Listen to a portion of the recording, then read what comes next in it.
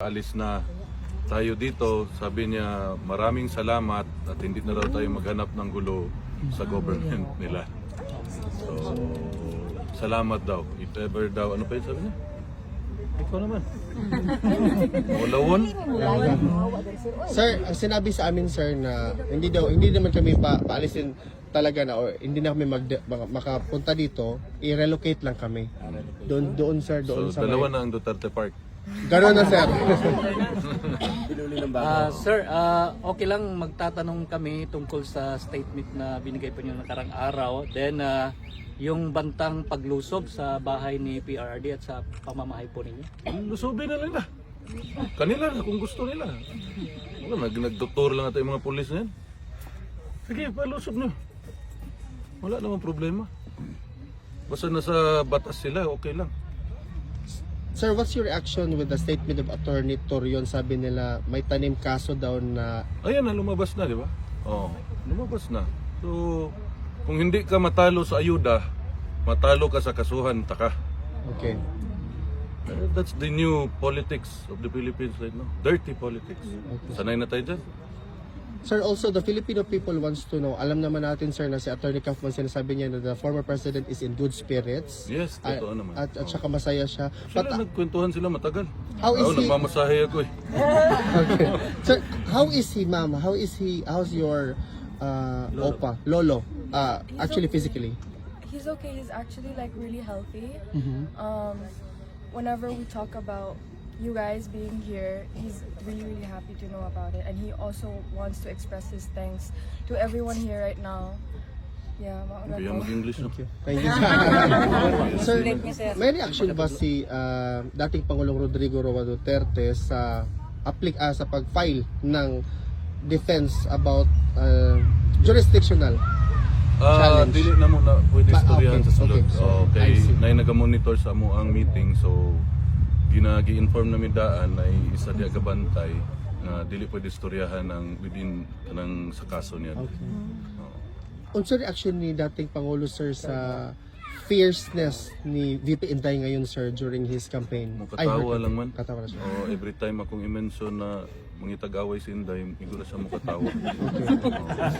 So ako lang po siya punta, sa message niya kay Mayor Baste, sa message niya sa iyang mga apo nga ni Dagan pagka-congressman o councilor. Okay.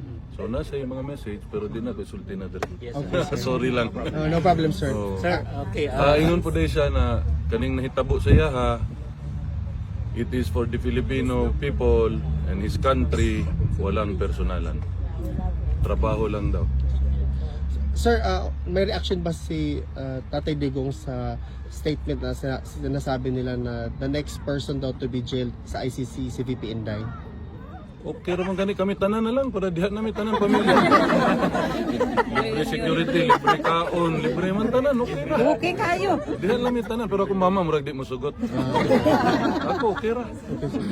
How about sir yung sinasabi nila na ni VP before na every time they have a meeting, sinasabi ni former president na kailan nyo ba ako pa makalabas dito? Is it Kana the same? ang makatubag ang korte ra gyud. Dili ko makadayag, hindi ko katubagan. But is he not saying the same, sir? Muta na siya, unsa na may kaso, mo igor usol di pwede istoryahan. Okay. It's between him and the lawyers. Wala ko ilabot. How are you feeling now, sir? Okay na ba? Ako? Gwapo kaya po. Gutom na. Wala pa may kaon. Okay. Ay, Kong, additional kasi sa survey karon sa Davao, Pwede din ako, kay kikasuhan naman. dili. Oh. 90% ang imuhang rating tapos ang kalaban 4%. Kikasuhan naman, no, pantay na na, 50-50 na na. Believe sa ko, tulo ka bulan ng investigasyon. So personally, sir, as the son of the former president and congressman, are you positive and confident na makauwi talaga si tatay sa Pilipinas? Maunay ginaampo na to sa Ginoo. Amen. Kay kung asa ka gipanganak dito mo gusto mamatay, di ba? So mo na among ginaampo sa Ginoo nga unta makauli. Sir, do you have a reaction na nag-file na daw ng case si Senator Amy Marcos as a result of the Senate inquiry? No comment. Okay, thank you, sir. May iba ka pa? Additional sir, mensahe sa taong bayan as congressman sa Davao. Sa akong mga kaigsuonan Davaoenyo, karon nakakita na po mo video dugay-dugay na nahitabo. Sige lang. Inyuha gyapong desisyon kung kinsa inyong butohon sa inyong pagka-congressman sa unang distrito.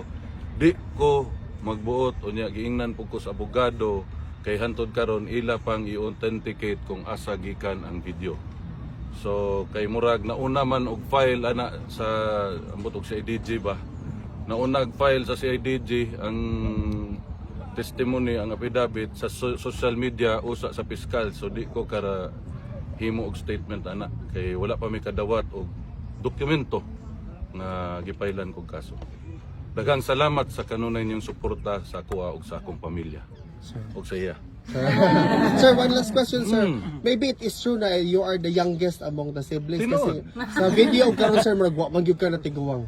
Mabuyagan na kita. Sir, one last thing, mag-picture na ito mga kababayan. No problem. Unahon sa nato mga scene,